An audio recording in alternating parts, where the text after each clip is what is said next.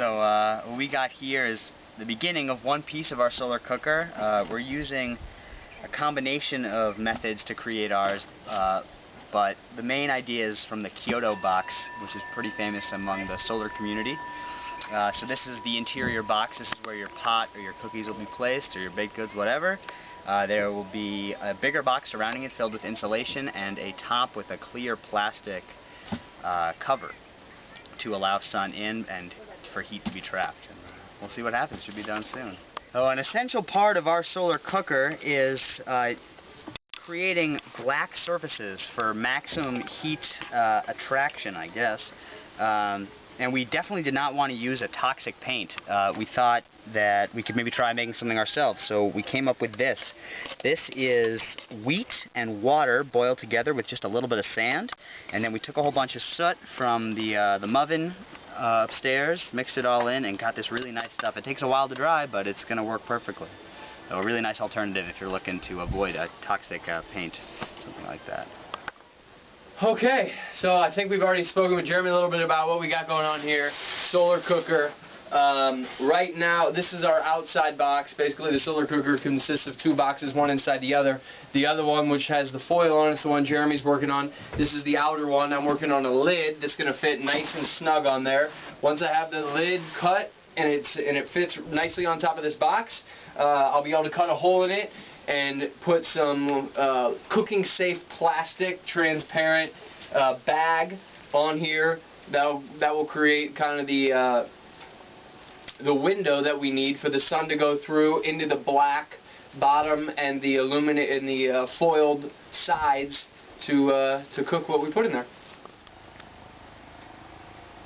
All right, so here we are. My name's Matt, Jeremy. We're finishing up our 5-month permaculture apprenticeship, the culmination of which is based around our last permaculture design project. We did what was called like a solar zone, kind of adding a new wing onto the kitchen sitting area here. The whole design of this area was part of our project, but the main staple item was this solar cooker. So here what we have is essentially two boxes, one inside the other. One larger box, just a cardboard box, which we acquired for free from the local supermarket. Very nice people. They're very nice, yes. Box inside. Jeremy, take it away on kind of the physics of it. Just crazy.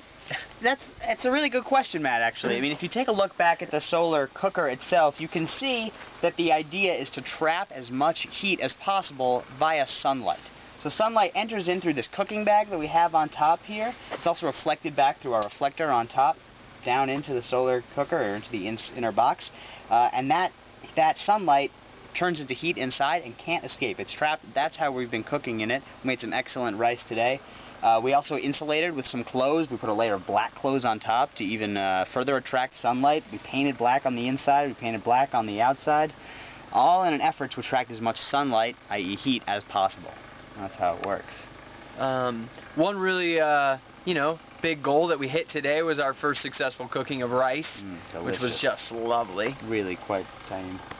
And we did it in this black pot, which is really important to use so that we maximize sunlight retention. The cast iron gets very hot and stays very hot, which is really important when doing this. I mean, it's all about capturing as much heat as possible. So down to the cookware that you're using, it's important to maximize heat.